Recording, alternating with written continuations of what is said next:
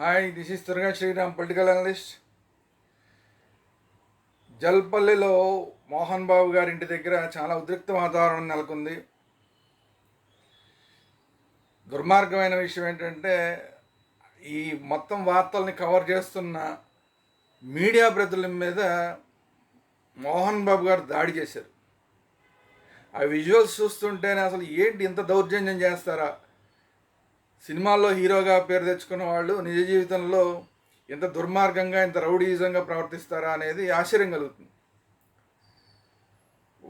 మోహన్ బాబు గారు వాళ్ళు చెప్తున్నది ఏంటంటే, ఇది మా ఇంటి వ్యవహారం, దీంట్లో మీరెవరు కల్పించుకోవడానికని వాళ్ళ ఉద్దేశం అయ్యి ఉండొచ్చు. కానీ అది పోలీస్ స్టేషన్ల దాకా వెళ్ళి మీడియాతోటి ఒక పక్కన మనోజ్ మాట్లాడుతున్న సందర్భంలో అది పబ్లిక్ విషయం అయిపోయింది. పబ్లిక్ విషయం అయిపోయిన తర్వాత మీరు మొదటి నుంచి మీడియాతో మాట్లాడకుండా ఉంటే ఏ గొడవ లేదు. మనోజ్ ఒక పక్కన మీడియాతో మాట్లాడుతూ ఉన్న సందర్భంలో ఇది ఇంకా పబ్లిక్ విషయం కాకుండా ప్రైవేట్ విషయం ఎట్లా అవుతుంది? దాని మీద మనోజ్ వెర్షన్ మాత్రమే ఇస్తూ పోతే అసలు మోహన్ బాబు గారి వెర్షన్ ఏంటనేది ఎవరికి తెలియదు. సో మోహన్ బాబు గారి వెర్షన్ తెలుసుకుందామని మీడియా ప్రతినిధులు అడిగారు, దీని గురించి ఏం చెప్తారని. ఏం చెప్పాలి అని చెప్పి TV9 మైక్ని తీసుకుని మొత్తం అక్కడ ఉన్న మీడియా ప్రతినిధుల మీద మోహన్ బాబు గారు దాడి చేశారు. ఆ మైక్ తోటి కొట్టారు. క్లియర్గా కనబడుతున్నాయి విజువల్స్. పక్కా క్రైమ్ ఇది. మీడియా ప్రతినిధుల మీద ఆ స్థాయిలో దాడి చేయడం పక్కా క్రైమ్. ఖచ్చితంగా మోహన్ బాబు గారి మీద కేసులు పెట్టాలి. ఇప్పుడు మీడియా వాళ్ళు మరి కేసులు పెడతారో మరి తెలియదు, కానీ కేసులు మీడియా వాళ్ళు కనుక కేసులు పెడితే ఖచ్చితంగా అది క్రైమే. TV9 ప్రతినిధికి, ఆల్రెడీ TV5 ప్రతినిధికి దెబ్బలు తగిలాయని అంటున్నారు. అక్కడ ఆ ప్రతినిధులు ఎవరనేది మనకి క్లియర్గా కనిపించట్లేదు, కానీ దెబ్బలు తగిలిన విషయాలు కనబడుతున్నాయి. ఇలా చెవులు పట్టుకుని దెబ్బలని కాచుకుంటున్న దృశ్యాలు మనకు కనబడుతున్నాయి. మోహన్ బాబు గారికి ఎందుకంత ఆగ్రహం? సరే, మీ ఇంట్లో మీ పిల్లల్ని మీరు కంట్రోల్ చేసుకుంటే ఎవరికి గొడవ లేదు. మీరు కంట్రోల్ చేయలేకపోయారు, మీలో మీరు గొడవలు పడ్డారు, అది కూడా ప్రపంచానికి సంబంధం లేని విషయం.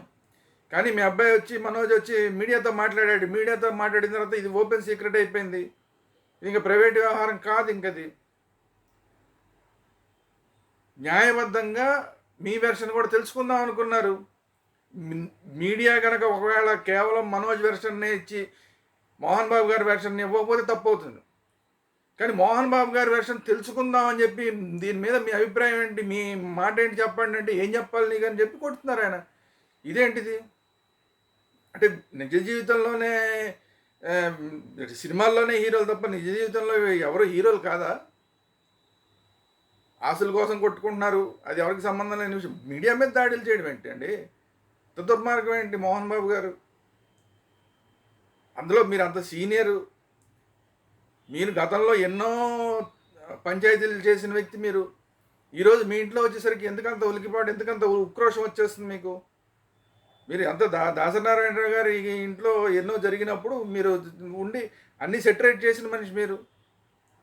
అటువంటిది ఇవాళ మీ ఇంట్లో మీరు ఎంత సంయమనంతో వాటిని చేసుకుని ఉండవలసింది.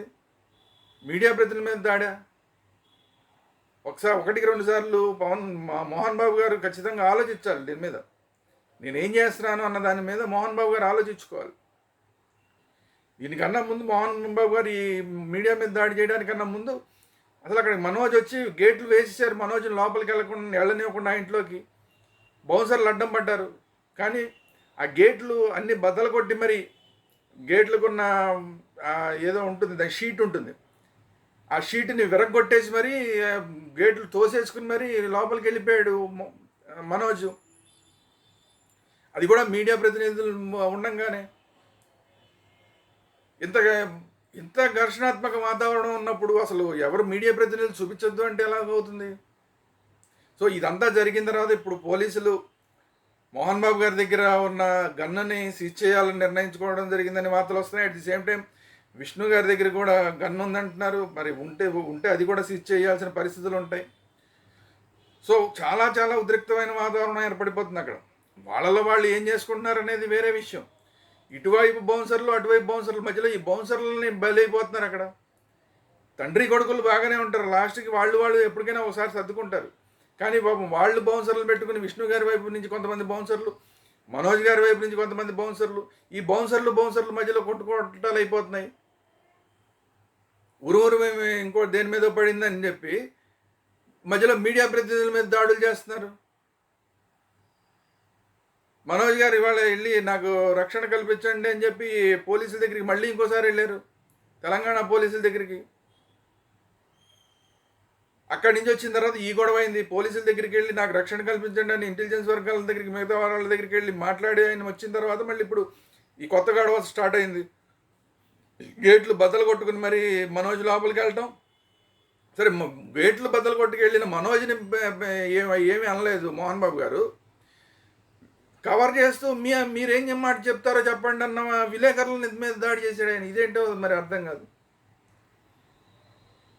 సో ఇదంతా కూడా ఇంకా రోజు రోజుకి హీట్ అనేది ఇంకా పెరిగేలాగా ఉంది. ఇప్పుడున్న వాతావరణ పరిస్థితి చూస్తే కనుక మీడియా ప్రతినిధుల మీద దాడి తర్వాత ఇద్దరు కూడా బయటికి వెళ్ళిపోయారని తెలిసింది. విష్ణు గారు, మోహన్ బాబు గారు బయటికి వెళ్ళారని తెలిసింది. ఇప్పుడు మీడియా ప్రతినిధులే ఇప్పుడు కేసులు పెడతారా, అవి దెబ్బలు తిన్న వాళ్ళు ఎవరైతే ఉన్నారో వాళ్ళు కేసులు పెడతారా, లేదా అసలు ఈ మీడియా ప్రతినిధుల మీద లేదంటే మనోజ్ గారి మీద కలిపి మళ్ళీ ఏమన్నా అసలు మోహన్ బాబు గారు, విష్ణు గారు కేసులు పెట్టడానికి బయటికి వెళ్ళారా ఏంటి తెలియదు. కానీ మొత్తానికైతే చాలా ఉద్రిక్త వాతావరణం నెలకొంది అక్కడ అని పూర్తిగా వస్తున్న వార్తలు. సో దీని మీద ఇంకా రాబోయే గంటల్లో ఇంకా ఏమేమి డెవలప్మెంట్స్ జరుగుతాయో చూడాల్సి ఉంది. ఇది ఈరోజు వీడియో. ఈ వీడియో కనుక మీరు చూసినట్టయితే ఇది నచ్చేది ఉందిలేండి. ఇలాంటి విషయాలు పెద్ద మనం ఇంట్రెస్ట్ ఉండదు మనకి చెప్పడానికి. కానీ ఏంటంటే మీడియా మీదే దౌర్జన్యం చేసిన తర్వాత మాట్లాడకుండా ఉండలేని పరిస్థితుల్లో వీడియో చేయడం జరిగింది. అందరికీ నమస్కారం.